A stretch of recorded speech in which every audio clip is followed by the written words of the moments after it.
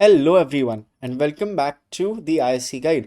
Today we'll be looking at how to answer all kinds of ISC psychology questions. Okay, a lot of people face a problem with this since psychology is a new subject. Exactly इसमें answers कैसे लिखना है?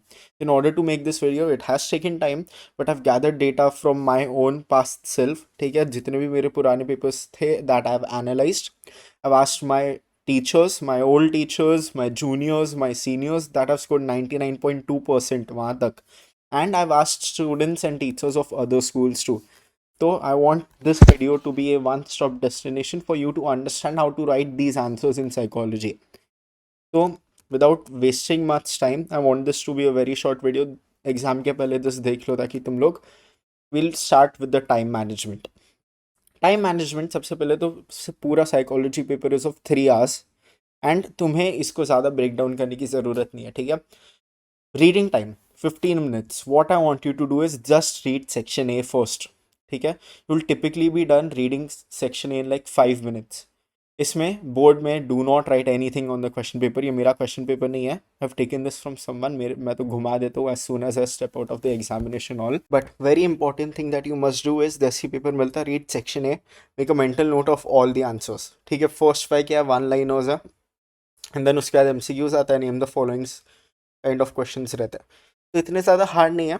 You can make mental notes of them and move on, ताकि जब paper मिले ना you immediately start writing. इनके लिए सोचना ही ना पड़े तुम्हें. ठीक है, तो typically try to get this section A पूरा done within 10 minutes. I try to get it done like maximum 7 minutes. But मैंने उसको टाइम अलॉटमेंट के लिए, even if you are like a slow writer वरना अच्छे से लिखना है, तो 15 minutes is max.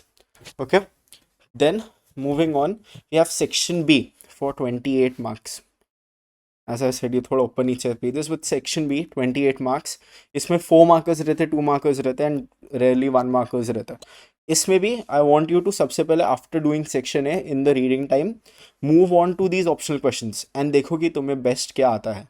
Do not go for ये ज़्यादा कूल है या फिर आई डोंट नो मैंने इसके लिए ज़्यादा पढ़ा है, ये सब नहीं. The answer that you know best, जिसमें यू गारंटी मैक्सिमम मार्क्स मिलेंगे, वो वाला आंसर चूज करना. ठीक है, तो फॉर एग्जाम्पल अगर ग्राफ वाला आता है तो go for the graph one, don't think about it much. दोनों आते हैं तो फिर just whichever one you feel better writing. तो नेक्स्ट जाओ ऑप्शनल क्वेश्चंस पे and see which option you want to write. ठीक है, after the optional questions then you can read on, वो तुम्हें आते ही है. ठीक है, and rest is however you want it to be. तो सेक्शन ए करो, देन सेक्शन बी करो एंड देन सेक्शन सी करो. Always do not change the pattern. Why? क्योंकि बोर्ड एग्जामिनर्स जब ये पेपर अटेम्प्ट करते खुद कि if is this paper possible within 3 hours, तो वो लोग भी बैठ के पेपर लिखता है and they follow this exact thing. तो सेक्शन ए करेंगे पहले, फिर सेक्शन बी करेंगे, फिर सेक्शन सी करेंगे. That is an important thing. तुम भी उसी के हिसाब से जाओ because that is the way the paper is set. तो अभी बी का टाइमिंग क्या है? Since I given 15 minutes to this, I give maximum like 1 hour 20 minutes to section B. ठीक है, कितने क्वेश्चन होते हैं हमारे सेक्शन बी में? Let's see. क्वेश्चन 8 तक. Question 1 was MCQs, right? तो question 2, 3, 4, 5, 6, 7, 8, that is 7 questions. 7 questions के लिए I am giving my self 80 minutes. ये तो 10 minutes पर क्वेश्चन से भी ज़्यादा है. टेक 10 minutes पर question if you want to. ठीक है, तो 4 मार्क्स के कभी कभी तो मैं MCQs भी मिल जाते इसमें, तो it should be more than enough. तो by 1 hour 30 minutes halfway point तक तुम्हारा सेक्शन ए एंड बी पूरा हो जाना चाहिए. And then in the last 1 hour 20 minutes try to complete section C.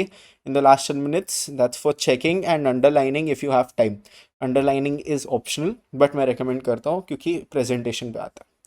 ठीक है, moving on to presentation. Actually very quick tip, जो पहले का सेक्शन ए करोगे ना, since you have like 10-15 minutes to write this and तुम्हें answers already पता है, तो always try to make these first 2 pages a bit more presentable since MCQs and everything है. तो लाइन छोड़ो अच्छे से, write in a sort of better handwriting and then जब तुम्हारे आंसर्स चालू होते हैं ना, you can write in your normal handwriting. But at least starting में थोड़ा अच्छा लिखो, क्योंकि ऑफकोर्स ऐसे when you are checking hundreds of papers and then तुम्हें एक बीच में क्वालिटी पेपर मिलता है, that feels good even as an examiner. तो just think from their perspective and at least पहला 1-2 पेज तो ढंग का रखने का ट्राई करो, बट डू नॉट स्पेंड ज़्यादा टाइम. ठीक है, 10-15 minutes इज मैक्सिमम. 10 minutes रखने का ट्राई करो, that's what you should aim for. ठीक है, हाँ. And by the way this is my own question paper and exam paper of prelim 1 psychology. I got 70 on 70 on this. This was the only paper, but I've chosen this क्योंकि actually perfect paper है. So this would be the best one that you can learn from. Okay, now let's move on to how to write these answers. सबसे पहले we have the one liners. One liners में सिर्फ एक word लिख के मत छोड़ना. Write the whole thing. For example, according to Freud, which part of the psyche operates on the reality principle? The ego. सिर्फ ईगो लिख के नहीं छोड़ना है. Write the whole sentence. एक sentence is more than enough. And then जो भी keyword है उसको अंडरलाइन कर दो. For association and reasoning and ये सब you can write directly. Option का लेटर है वो भी लिखना, एंड जो पूरा ऑप्शन है वो भी लिखना जितना भी लंबा हो. For true and false always look out. True and false में कभी कभी वो लोग सिर्फ ट्रू एंड फॉल्स ही पूछते, उसके साथ रीजन भी मांग लेते हैं, वरना उसको करेक्ट करने के लिए भी बोल सकते हैं. राइट, तो रीड द क्वेश्चन थरेली जो भी देखे रखा. Now quick tip for association and reasoning. कभी भी आए तो असोसिएशन एंड रीजनिंग के जो लास्ट दो रहते हैं C and D in any kind of A N R that you see, वो दोनों हमेशा ट्रू एंड फॉल्स बेस्ड रहते हैं. तो first go to association, read it. Is this true और इज दिस फॉल्स? डिटरमाइन करो. लेट्स से फॉर एग्जाम्पल यहाँ पे असोसिएशन वॉज फॉल्स. ठीक है, तो आई वेंट डाउन. यहाँ पे असोसिएशन ट्रू है, यहाँ पे असोसिएशन ट्रू है, यहाँ पे असोसिएशन ट्रू है, सिर्फ इसमें फॉल्स है, तो डायरेक्टली सी आंसर है. Move on. ज़्यादा टाइम नहीं वेस्ट करना पड़ा, हम लोग को रीज़न देखना भी नहीं पड़ा. That's what I want you to do. पहले असोसिएशन चेक करो ट्रू है या फॉल्स है, देन रीज़न इंडिपेंडेंटली चेक करो ट्रू है या फॉल्स है. अगर दोनों ट्रू मिले तुम्हें, देन उन दोनों का रिलेशन फाइंड आउट करने की कोशिश करो. Very simple. Let's move on now to section B. Section B में एंड सेक्शन सी एक्चुअली दोनों को मिला के करवा लो, क्योंकि there are only 3 kinds of questions that you get in psychology, like broadly. Okay, the first one is differentiation, and we are going to go through this difficulty wise. The first one is differentiations. Many people like to make BODs, basis of differences. एक और column रहता है इधर. I personally don't, क्योंकि इतना matter नहीं करता. If you are one of those, feel free, go ahead. सिर्फ प्रेजेंटेशन ही बढ़ाता है. I personally don't use them. तो यहाँ पे यूस्ट्रेस एंड डिस्ट्रेस का दे के रखा था differentiation for 2 marks. And typically psychology में 2 marks के आते हैं, 4 marks के आते हैं. लाइक सोशियोलॉजी जैसे 7 marks के डिफरेंशिएशंस नहीं पूछते. ठीक है, तो यहाँ पे यूस्ट्रेस डिस्ट्रेस का 2 mark का डिफरेंस चलेगा. Very important thing, examples always are considered as a point. ठीक है, साइकोलॉजी में examples are always considered as a point. ये याद रखो. कभी कुछ नहीं आ रहा है ना, you can always write an example. तो अगर मुझे यूस्ट्रेस डिस्ट्रेस की एग्जैक्ट डेफिनेशन नहीं आती, तो I can at least write both of these examples and get 1 mark. Also a quick tip for the ones who are writing BODs. ये थोड़ा interpretive रहता है, थोड़े टीचर्स अलाउ कर देते हैं, थोड़े नहीं करते. बट जस्ट इन केस तुम डेफिनेशन एग्जैक्ट भूल जाते हो, instead of in the BOD definition heading देने के बजाय मीनिंग डालो. कि write the word meaning. And definition and meaning में डिफरेंस रहता है कि डेफिनेशन में you use keywords and meaning में you write your own understanding of it. तो थोड़े टीचर्स अलाउ फॉर दिस, थोड़े टीचर्स डोंट. मे बी अपनी टीचर अलाउ कर दे, राइट, जो भी तुम्हारी स्कूल में. वील सी जस्ट वन क्विक एग्जाम्पल जहाँ पे मुझे थोड़ा डाउटफुल था अबाउट अ डिफ्रेंसिएशन. तो फ्लूइड एंड क्रिस्टलाइज्ड इंटेलिजेंस का डिफ्रेंसिएशन पूछा था फॉर 2 marks. यहाँ पे आई हैव रिटन 5 points, बहुत सारा है, and it is more than enough. मुझे ढंग से याद नहीं था, तो I just over shot it and जितना भी आ रहा था लिख दिया, बिकॉज आई हैड टाइम. ठीक है, ये क्वेश्चन सिंस मुझे नहीं आ रहा था, I left it for the last. वो जो 10 minutes का टाइम है, that also acts as a buffer time for questions that I don't get. And of course though इसका 5 minutes मेरा बाकी रहेगा फ्रॉम सेक्शन बी, वो भी रहेगा. तो I had a lot of time to do this, तो मैंने क्विकली जो भी पॉइंट्स आ रहे थे सब लिख दिए थे. I was doubtful about the definition keywords के लिए, इसके लिए मैंने उसको 4th point जैसे भी डाला है. ओके, तो सबसे पहले जो भी मुझे याद आ रहा था, weekends with passage of time, strengthens with passage of time, ये सारे चुनू मुनू टाइप डिफरेंशिएशंस लिख दिए. देन जो मुझे डेफिनेशन का एक्चुअली थोड़ा डाउट था, but it turned out to be right, and example दे दिया. This is more than enough. But मैं हमेशा ओवर कॉम्पनसेट करता हूँ whenever I have time. तो मैंने यहाँ पे एक छोटा सा डायग्राम भी बना दिया. तो these things like the diagrams, तो ये डायग्राम्स हम लोग बोलते हैं कि वो पूरा डायग्राम बनाना पड़ेगा, नहीं. In psychology and sociology just a little tidbit for presentation. अगर टाइम है तुम्हारे पास, पेंसिल से आके जल्दी से ये बना दो, just a little flow chart. ठीक है, ये प्रेजेंटेशन बनाता है and it shows that you have clearly understood the concept. तुम्हें जो चीज़ें हैं थ्योरीज की वो याद है, तो it just builds a good impression on the examiner. And at the end of the day तुम वो भी एक तुम्हारा गोल रहता है, क्योंकि everybody can write answers but good answers लिखने का अलग तरीका है. तो that was differentiation. The second type of questions that you get are case study based. Case study based prominently तुम्हें दो टाइप के दिखेंगे एंड कंपल्सरीली ये दिखेंगे ही. वन इज साइकोलॉजी के डिसऑर्डर्स वाले चैप्टर्स है, ये डिसऑर्डर चैप्टर का. तो let's see if we have one here. हाँ, जैसे ये देखे रखा है इन सेक्शन सी, तो there is a whole disorder वाला पैराग्राफ. तो इसको तुम्हें रीड करके आइडेंटिफाई करना रहता है. इवन इन दीज केसेस तुम्हें I will show you an example here.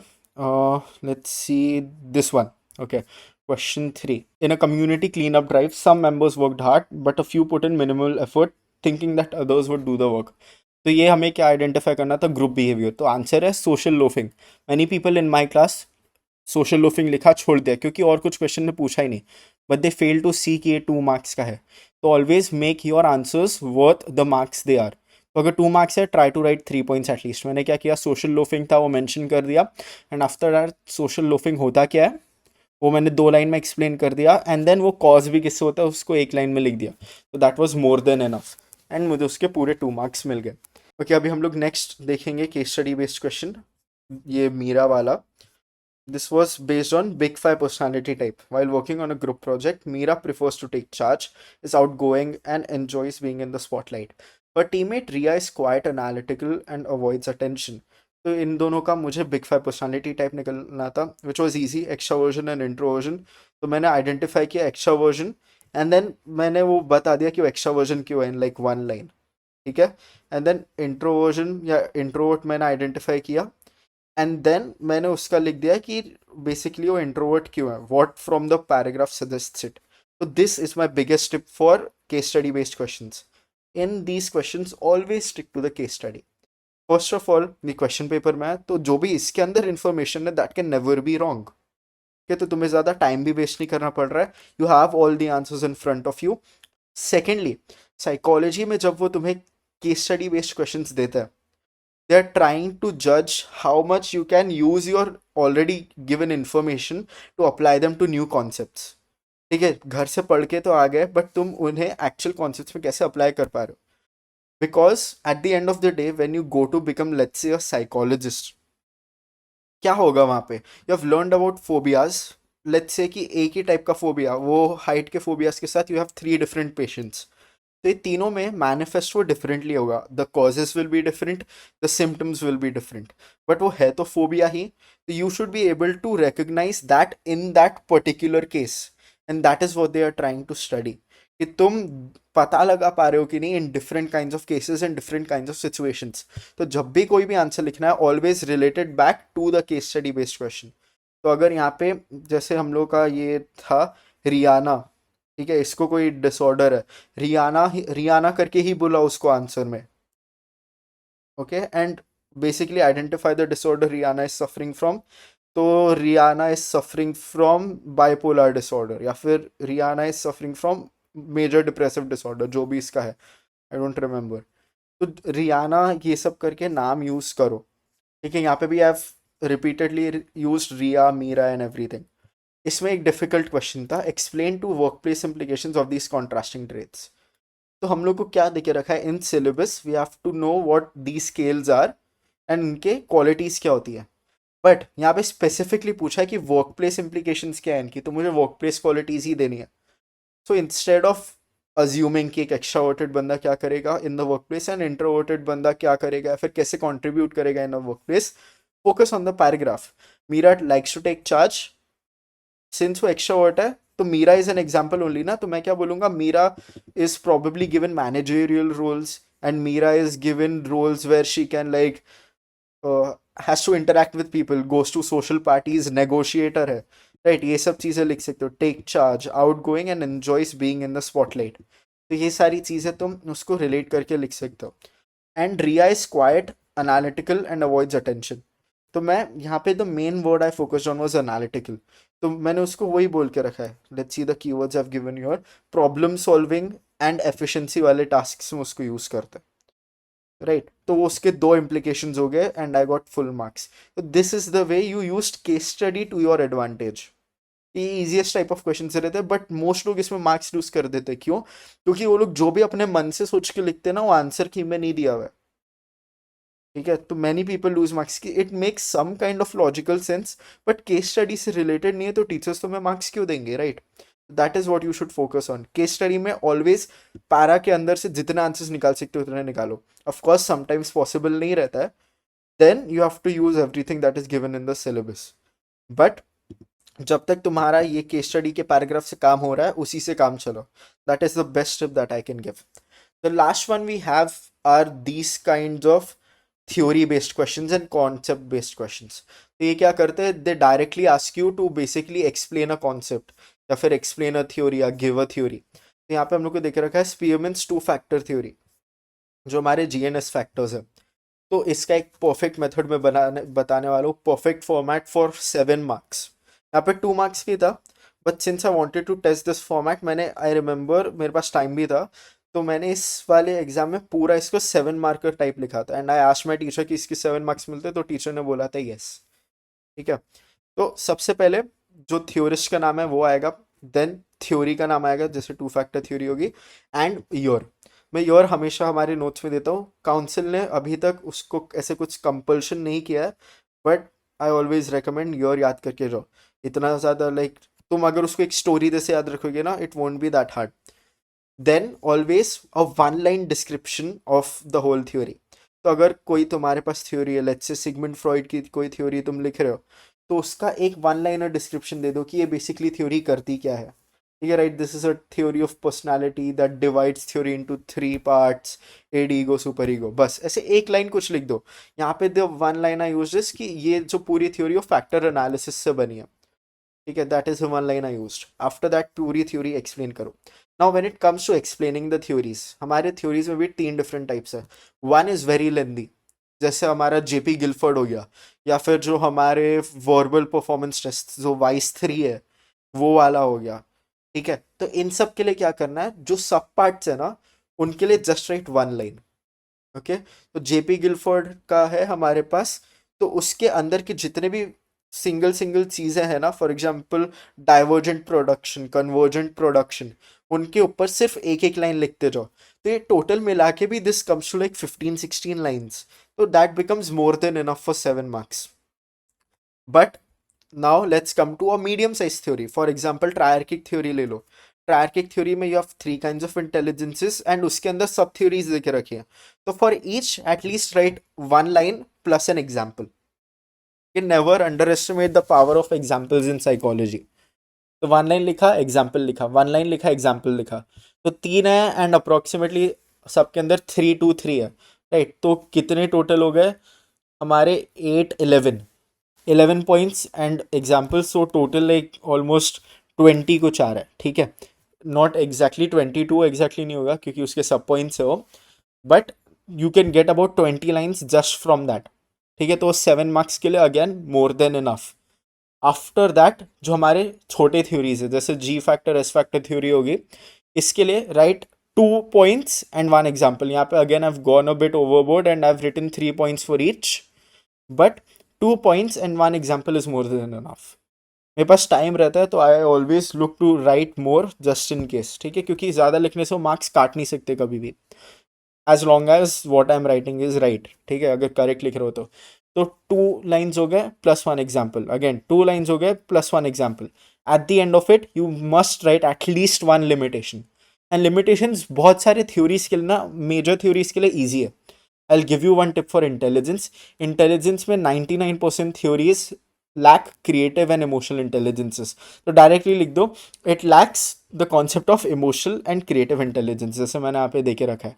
अगर तुम्हें उसका कुछ स्पेसिफिक वाला याद है तो लिख दो हर एक चीज़ में, लेकिन तुक्का मत मारना कि it is, for example it is not empirically proven. थोड़ी चीज़ें हैं, for example Maslow's hierarchy of needs, ये अभी तक एम्पेरिकली प्रूव नहीं हुआ है, उसका एम्पेरिकल एविडेंस थोड़ा वीक है, बट हर एक चीज़ के लिए नहीं है, राइट? तो वो तुम्हें याद रखना है कि तुम तुक्के नहीं मार सकते, but these are things like थोड़े शॉर्टकट्स तुम बना के जा सकते हो। एंड ऑफकोर्स लास्ट में जो एक छोटा सा flow chart that I have recommended. So those were all 3 kinds of question जो तुम एक्चुअली फेस करने वाले हो। ब्रॉडली तुम इनमें डिवाइड कर लो, you will get an idea how to write each of these. अभी जस्ट इन केस अगर तुम्हें ये वाला थ्योरी याद नहीं है, will take an example of fluid and crystallised intelligence, तुम्हें फ्लूइड एंड क्रिस्टलाइज्ड इंटेलिजेंस वाली थ्योरी याद नहीं है, तो तुम क्या कर सकते हो? लेट्स से तुम्हें सिर्फ कॉन्सेप्ट याद है, fluid intelligence is the one I used in new experiences and crystallised intelligence is all the information that I already know, सिर्फ इतना याद है। तो तुमने नाम नहीं लिखा, तुमने डेट नहीं लिखी, कुछ नहीं। लेट्स से कि अभी उसको साइड में रख देते, लेट्स से उसका आधा 1 मार्क चला गया। Now we'll be writing for 4 marker, ठीक है। लेट्स से उसका आधा मार्क काट दे, not writing the name of the theorist. After that सबसे पहले एक स्किल आनी चाहिए तो डिवाइड द मार्क्स, ठीक है। तो फ्लूइड इंटेलिजेंस पूछा है, क्रिस्टलाइज्ड इंटेलिजेंस पूछा है, तो उसको 2-2 मार्क में डिवाइड कर दो, ऑलरेडी तुम्हारा वर्कलोड थोड़ा कम हो गया। Fluid intelligence you need to write at least 2 points, try for 3, and crystallised intelligence के लिए 3 पॉइंट्स, ये हम लोग ट्राई करते लिखने का। तो फ्लूइड इंटेलिजेंस क्या हो गया? Fluid intelligence is the intelligence which we use in novel experiences, ठीक है। Always try to use this technical language if you can. And crystallised intelligence is the information that we have already accumulated over the years. ये तुम्हारा हो गया। After this तुम क्या करोगे? Since तुम्हें और कुछ इंफॉर्मेशन याद ही नहीं है, take an example, take a lengthy example. Sociology में भी फ्लूइड एंड क्रिस्टलाइज्ड इंटेलिजेंस का मैंने एग्जाम्पल दिया, for example while solving a puzzle, ठीक है। तो उसको मैंने कैसे एलाबरेट किया कि पजल हम लोग पहली बार देख रहे हैं तो we can not use crystallized intelligence, ये फर्स्ट पॉइंट हुआ। सेकंड पॉइंट मैंने एक्चुअली सॉल्व कैसे किया मैंने वो बता दिया। तो I arranged it in two different categories. सबसे पहले I divided it into border pieces जहाँ पे कॉर्नर्स थे एंड सारे एज पीसेस थे, and then I divided it into the second category which was the centre pieces, and then looking at the picture I used comparative thinking and उसको place करता गया। बहुत simple सी चीज़ है। ऑल दी साइकोलॉजी के examples ना if you apply to your real life बहुत इजीली याद रहेगी। ओके, एंड देन तुमने एग्जाम्पल दे दिया, 2 पॉइंट हो गया, why you had to use fluid intelligence and not crystallised intelligence, वो 1 पॉइंट हो गया। एंड तुमने सॉल्व कैसे किया, वो तीसरा पॉइंट हो गया तुम्हारा। तो 2 मार्क्स इन, खत्म। इफ नॉट, इवन इफ मतलब एकदम टीचर स्ट्रिक्ट चेकिंग कर रही है, I can guarantee at least 2 marks तो मिल ही जाते हैं instead of writing the whole 4 का थिंग। ठीक है, 4 मार्क तो नहीं गए, you lost only 2 marks. So try to look to maximize marks in these situations. So that was it from this video. If you have any more doubts, feel free to drop them down in the comments. तुम जाके पुराने videos पे देख सकते हो. I typically reply within like 5, 6, 7, 8 hours. So keep that in mind and all the best if you have your exams tomorrow. Bye bye.